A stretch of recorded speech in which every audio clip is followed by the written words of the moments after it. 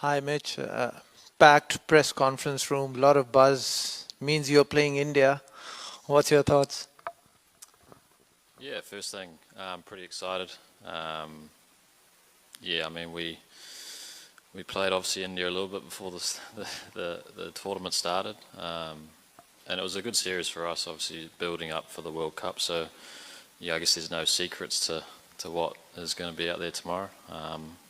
But yeah, no, first thing, boys are buzzing. Obviously, World Cup final, and guys are excited and ready to go. Yeah, Mitch here. How both the teams reach the finals? Does it matter? Because after all, this is a last game and the day of the final, how you perform matters. Yeah, I think yeah, everyone's goal is to get through each stage, whether it's this group stage, Super 8 into the semis. So I think, yeah, I mean we've had different roads to get to where we are today, but at the end of the day, it's a one-off game shootout against a very good team. We know that, and yeah, I mean boys are excited. Yeah, I think momentum's obviously a massive part. We're taking a lot of confidence from our last game, and I think India will do the same.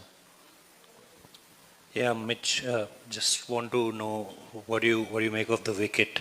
Because last time around the finale held here, there was a lot of chatter around that wicket. What's your understanding, and how much you are talking and in your conversations? Jasprit Bumrah is the part of your conversations. How much is that guy? Yeah, I mean I haven't had a look at the wicket yet. It's still under cover, but one can only assume it's going to be pretty flat and high scoring. So I think yeah, and in terms of Bumrah, I think he should be in everyone's conversation the way he's been going. Yeah, I think England, yeah, looked pretty hard to hit, and he was obviously the game changer for India the other night. But we knew that was going to be the case. He's obviously a world-class bowler, but not just him. I think the way everyone's been rolling in the Indian team, whether it was with bat or ball, everyone's stepped up at different times, and that's as a team, that's where you want to be. Yeah, Mitchell, when you look at New Zealand's 4-1 loss, unfortunately, that you had prior to the bilateral series, what are the takeaways that you've taken from that bilateral series? And does it apply even in an ICC final, or are the dynamics totally different when it comes to the planning, the execution bit? I think in terms of the planning and the execution, it was a great series. We were challenged at times, well, a lot of times throughout that series. But again, it's you kind of build on what works, what doesn't work, and you kind of take that information going forward. We obviously played on 5 pretty good surfaces throughout India. I guess again, not sure what this is going to play like, but again, I assume it's going to be pretty good. And yeah, it's all learnings, and I think guys will take there's obviously good conversations from that series into this game already. And again, it's if we learn from that and try put India under pressure for a long time, and I guess a World Cup final's a little bit different to a series. Hi, Mitch. A slightly longer and slightly philosophical question. So this will be New Zealand's 5th final appearance at an ICC white ball event in the last 11 years. On one hand, that is a testament to how impeccably consistent the team has been over the last decade, but then none of those previous 4 appearances culminated in a silverware. And when it doesn't, the narrative that we have fed is that New Zealand are a bunch of good guys who don't win trophies, but they win hearts. Clearly, you must be fed up of that. Do you want to be tomorrow the bunch of bad guys who break a billion hearts as opposed to winning it? Or are you of the opinion that the journey outweighs trophies? Yeah, I wouldn't mind winning a trophy. But yeah, I think that's, you look at this group and the groups that have been in the past, we are pretty consistent in these tournaments because we try not get overruled by the situation or opponents. We just go out there and do our thing, and as a unit, it's been no different this time. And again, it's going to be obviously a challenge where everyone knows we're probably not the favourites, but we don't mind. We know we can, if we do our little things well and put in a strong team performance, it'll put us in a pretty good position to to hopefully lift the trophy. But yeah, I wouldn't mind breaking a few hearts to lift the trophy for once. Mitch, we talk so much about how important the power play is in T20s. You've got Finn and Tim on one side, you've got Matt in particular on the other side. Where do you see that balance lying when you compare it with India? Yeah, I think obviously with the India kind of go hard, obviously at the top, but all the way through. And I think the only way to slow any team down is wickets at the top, and then try, squeeze a few overs in the middle. I think it's very hard if guys get away, to slow them down without taking wickets. So I think, whatever the plan looks like, but I think, if you're not taking wickets, what's the best method or way to not get hit for a boundary, or, even if you do, it's how do you close overs out versus, turning those ones into 15, 20. And at the end of the day, if it's going to be flat, it might be, like the other night, trying to restrict India to 220 instead of 250. It might give you a good chance. So again, it's all dependent on the surface, what that looks like out there tomorrow. It's still undercover, so I don't know what it looks like. But I think, and then on the flip side with the bat, it's the opposite. It's how do you put the guys under pressure for 6 overs. Not losing wickets along the way. It's easy to say don't lose wickets, but also get runs, because it's a pretty tough balance. But I think we know how deep India bat, that they're going to put us under pressure for, the first over to the 7th over to the 12th over, all the way through. So I think what that looks like for us is trying to be very clear in what that looks like, and try, I guess, if you can't get wickets, get hit for one. Hi, Mitch. Hi there. It's an extension to the previous one, where you mentioned you won't mind breaking hearts tomorrow. But I want to know, is there some sort of change in the mindset in the dressing room to claim the maiden title? You guys have come quite close a few times in the past. But what about the mindset? What about some statical changes in the dressing room? I think the mindset's the same. It's easy to say it's just another game, but everyone knows it's probably not. But I think the way you go about it has to be the same, whether it's your preparation, what that looks like on the day, leading up to the game. And I think, there's always comes down to a couple of moments, especially in T20 cricket, where if you can, squeeze the opposition or take, the advantage through there. I think we saw it the other night. I don't know, it always comes down to fielding at some stage, but if you can be very consistent in the way you approach the game, with, bearing a couple of moments where you could potentially be a little bit more ruthless, or what that looks like. But I think, I don't think you have to reinvent the wheel. It's just, you're making a final, you're coming up against another team who's also playing some pretty good cricket, so it's never that easy. Hi, Mitch. Both teams produced pretty terrifying batting performances to win their semi-finals. What were your thoughts as India was scoring 250 odd against England? Do you feel fear at all? Is fear a thing? And if so, do you think they're more scared of you than you are of them? I guess you'll have to ask them, but I think, when it's going to be high scoring, I think, gone are the days of trying to roll a team on a flat one for 160. So it might be, especially Wankhede, we know it's a great ground for cricket. It's very high scoring, and it was the other night.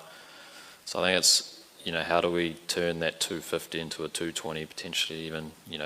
England were thinking, 230, they could have chased it, and they got 240. So I think, I know they obviously got a lot of runs with the bat, but they also, England came very close with a well-executed chase, and I think, it was pretty neck and neck until I think that bomber over. So I think, either way, if you know that you're batting first and you can try to get a good score and put some pressure on, or that if you can try to restrict a team to, it might be 220 on a flat one, it puts you in a pretty good position. Hi, Mitch. Mitch, Varun Chakravarti has hit a bit of a form slump of late, especially the last game, considering 64 runs of his 4 overs. I mean, going into the final, and he might be a bit low on confidence as well. So going into the final, is that a psychological advantage for you? No, I don't think so. I mean, we've all seen how good he is. And I think the challenge is of any bowler is when it is flat, what does it look like? When it's spinning and when it's seaming, it's obviously a challenge for every batter. But when it is flat, what does that look like? And I think, everyone goes for 60 on their day.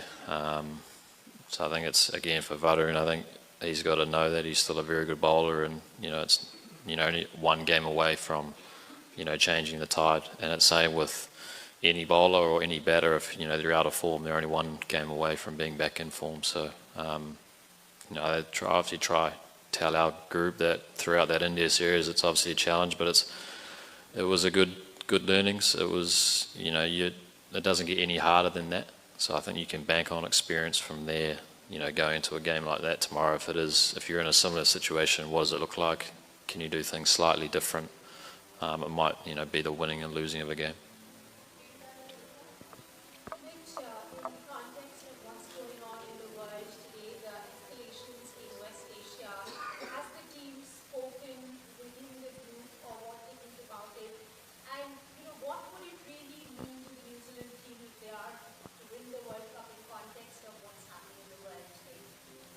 Yeah, I mean, it's a hard one to avoid or not see because it is, everywhere, and it's obviously a pretty tough situation. I think obviously people at the World Cup have been affected as well, guys not being able to go home, and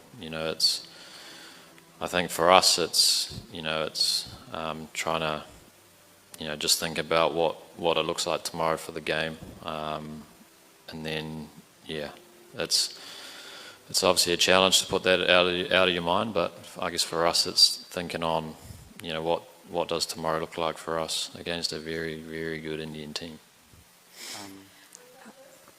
Hi, Mitch. Congratulations on an amazing campaign so far. I'm just curious to know how a team and how you are as the captain viewing playing a side that comes into a final on the back of that kind of a game.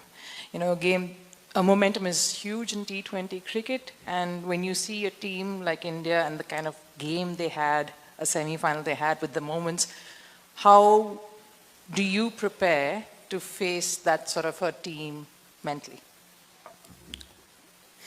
Yeah, I mean, you want to kind of be consistent in your approach. Obviously a lot of different things can happen throughout any game of cricket. But I think the way you approach it has to be the same. We'll approach it the same as we did for the semi-final against South Africa, as we did for game 1 against Afghanistan.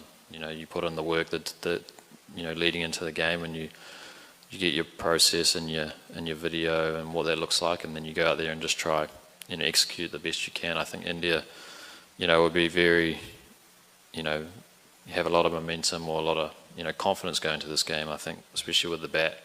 They know with the ball they could have been, a little bit better, conceding 240 in a very high-scoring game. So I think, we know that both teams will be going to the game with confidence in where their games are at. And I think it's, whoever kind of can do it for a long time tomorrow, we'll put in a pretty good position. Hey, Mitch. Cool. So, how's the rest of the squad taken Cole's inclusion, considering some of them are sitting out? Because I'm asking this because there's a culture of care in New Zealand cricket which makes taking these decisions a little bit easier. Yeah, I think it's always a challenging one for the guys who aren't playing. You come to a World Cup and you obviously want to play every game. It's not that easy.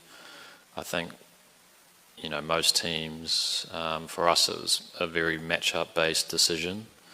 Obviously losing Michael Bracewell, who could have done that role, obviously that Cole's doing now, and I think Cole coming straight in, it's obviously a challenge. I think when you have the buy-in of the group, it's not just the 11 out there, it's the 15 in the squad. It's the guys not playing, they get mentioned all the time, all their work off the ball, support staff as well. It's we're all on this journey together. Yeah, there's 11 guys that go out and take the field, but it's more than that. And I think that when you get the buy-in of the whole squad, I guess those decisions are taken way better when they know that they're part of something bigger and a bigger picture, and I guess that comes down to the environment, how you can set the environment up for that. Mish, hi. In the Super 8s, South Africa showed that India are very much beatable. David Miller did say after the game that they probably showed how India are beatable. The last semi-final against England, England pushed them really close. So now when you build up to this final, do you think you have some sort of edge going into it? Because 1 lakh people, 99,000 probably cheering for the host, give them that feeling of being overwhelmed by the crowd, because not a very long time ago, Pat Cummins showed how to silence that crowd. So are you up for that as well? Yeah, I guess that's the goal, and is to silence the crowd. But I think that there is a lot of variables in T20 cricket, and it is fickle at times. And we've seen throughout the whole World Cup that a lot of teams are on similar pages, and it comes down to some little moments in every game that changes the outcome. And so I think England were very close to chasing that the other night. We've seen South Africa playing very good cricket all the way through, and then I guess had a little hiccup against us, and you're out. So I think for us it's taking confidence in that we can, if we go about our business the same way, we can upset another big team. And I think there's obviously a lot of pressure on India to win this World Cup at home. I mean, it would be, I guess if we don't win, it'd be pretty cool for to win a home World Cup. So I think that comes with a lot of added pressure as well. So if we can go out there and try put, I guess, that added pressure on them and see what happens.